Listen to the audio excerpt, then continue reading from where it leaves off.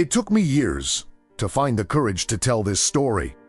That dawn, while I was breastfeeding my son in a hammock inside the house, I heard a howl coming from the darkness of the forest. It wasn't a dog. It wasn't a fox. It was something much bigger. When my husband opened the door and looked outside, he closed it immediately, his face white as paper. I asked what he had seen. He answered with just one sentence. A sentence that still echoes in my head to this day. Don't look. You'll get scared. But I looked. And what was running around my father-in-law's house that night was definitely not a normal animal.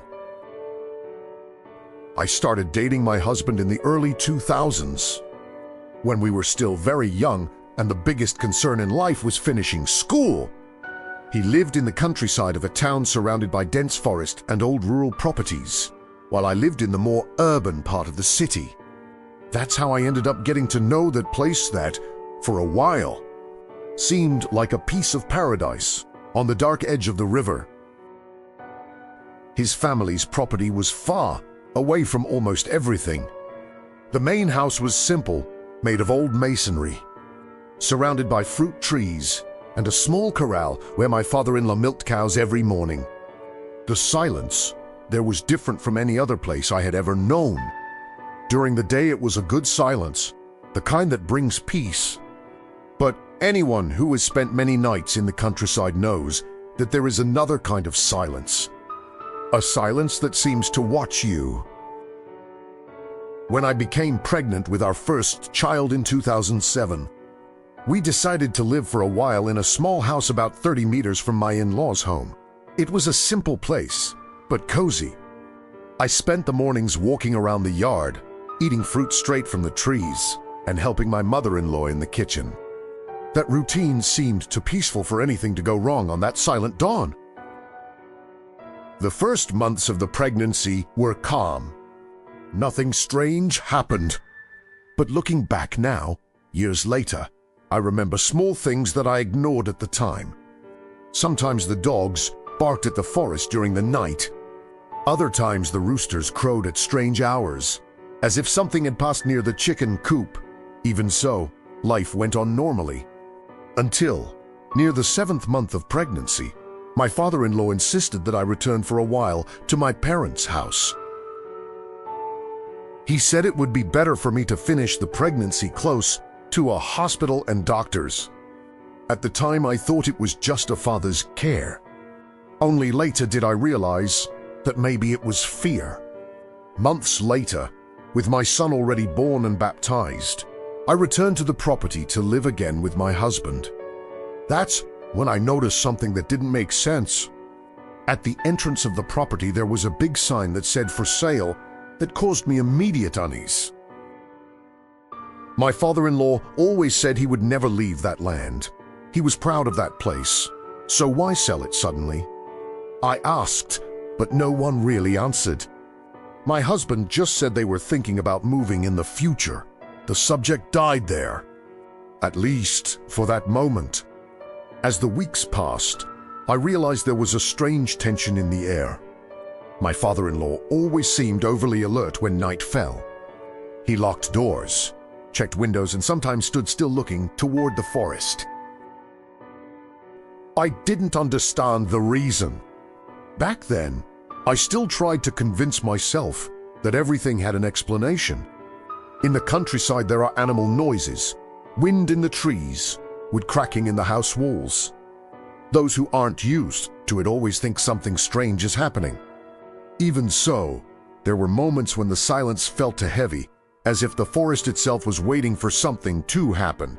And at that time, I still didn't know that the answer would appear in a single night.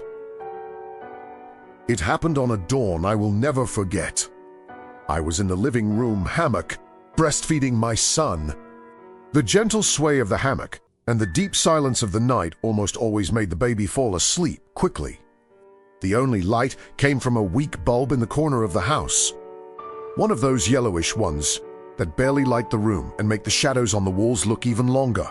Outside, everything seemed still. No wind in the trees. No sound of insects. Only that heavy silence that sometimes takes over nights in the countryside. I don't know exactly what time it was. I only remember that the night was strangely quiet. Too quiet, as if the forest itself were holding its breath, and then it happened. A howl echoed outside. It was such an unexpected sound that my whole body shivered instantly. It seemed to come from somewhere near my in-laws' house, but it was hard to tell exactly where. It wasn't a dog barking. It wasn't a fox. It didn't sound like a cow or a horse either. It was a deep, long, hoarse sound, as if something very large were roaring in anger or pain. A sound that seemed to vibrate inside your chest. At that moment, I felt every hair on my body stand up. I looked at the door as if expecting to see something coming in at any moment. I shook my husband's hammock and said there was something outside. He woke up confused, still half asleep, trying to understand why I was so nervous. But before I could explain anything, the sound came again, louder, closer. This time there was no doubt it was coming from the direction of his parents' house. When he heard it, his eyes widened in a way I had never seen before. It was as if that sound awakened some recognition in him. He stood still for a few seconds, completely motionless, as if trying to confirm what he was hearing. Then he quickly got up and opened the door to look outside, but he closed it almost immediately. It was so fast that it looked like he had been startled. When he came back inside, his face was pale, completely drained of color.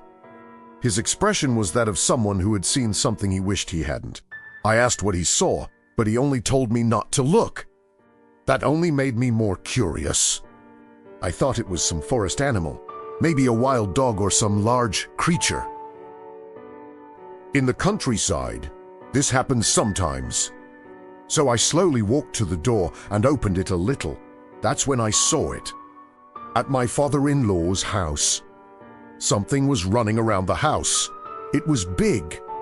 At first, I thought it was a man running, but something was wrong with its shape. The silhouette looked human, but it wasn't. The body was dark, almost black, moving far too fast for a normal man, circling the house and screaming the same way I had heard before. With every lap, the footsteps sounded heavy, as if something strong were hitting the dirt ground. My heart started racing. I felt such a strong fear that my legs began to shake. I asked my husband what that was.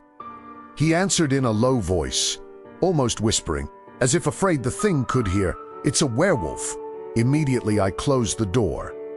It may sound absurd to someone who has never lived in the countryside, but at that moment it made more sense than any other explanation. There are stories we grow up hearing, stories that seem like legends, until the day something happens right before your eyes. We spent hours listening to the creature running and screaming around my in-laws' house. Sometimes the sound moved away, then suddenly came back closer. No one dared to go outside. Inside the house, the silence was absolute. The only sounds were the soft creak of the hammock and my husband's breathing, as tense as mine. At that time, I still tried to convince myself that everything had an explanation. The countryside has animal noises, wind in the trees, wood cracking in the house walls. Anyone who isn't used to it always thinks something strange is happening. Even so, there were moments when the silence became too heavy, as if the forest itself were waiting for something to happen. And that dawn I had some at house. Only near sunrise did the noise stop. The silence returned, but what I didn't know yet was that this wouldn't be the most frightening part of the story. As soon as the sun began to lighten the sky, we went to my in-laws' house. My husband seemed nervous, but also curious. I was still trying to understand what I had seen the night before. When we told what happened, my father-in-law gave a strange laugh. He said it was nothing. Then, jokingly, he said something that still gives me chills when I remember. "It's so he only wants me.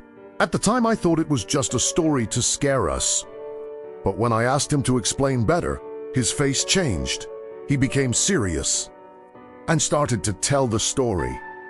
Ze had been his helper on the property for some time. A strong worker who never complained about the sun or hard labor. But there was something strange. He never showed up to work on Mondays or Wednesdays. On the other hand, he worked every Sunday, even under the hottest sun. My father-in-law found that strange, but he didn't complain. He paid him by the day and the work was always well done. One day, walking through town, he found us sleeping in front of a small bar. He discovered the man had no family and no real home. Feeling sorry for him, he allowed him to live in the small house that later became ours. For almost a year, everything seemed normal, until my father-in-law noticed a strange habit. Every night, right after dark, Ze would enter the forest, and he only came back at dawn. One day, my father-in-law decided to secretly follow him. He said he saw Ze stop near a tree, light a candle, and take a piece of paper from his pocket. Then he began to pray something in a strange language. It wasn't the Lord's Prayer or the Hail Mary. After that, he took off his shirt and tied 7 knots in it. He did the same with his pants. And then he began rolling on the muddy ground. Frightened, my father-in-law came out of hiding and shouted, asking what he was doing. That S when Ze turned around. His eyes were completely white. Without saying a word, he began growling and twisting on the ground as if something were taking over his body. My father-in-law ran home and grabbed the shotgun. Minutes later, he saw the creature running around the house. The same howl, the same bad scene. Ze never appeared again as a man. Since then, from time to time, that creature returned to the property, always circling the house, always howling that way. My father-in-law said the werewolf was coming after him. That's why he insisted that I return to the city while I was pregnant. We still lived there until 2012, when we finally built our house in town. My in-laws only left the property years later, and today, I don't even know who lives on that land anymore. But one thing I'm sure of, whoever is living in that place now has probably already heard that bizarre howl in the dark and silent dawn. Good night.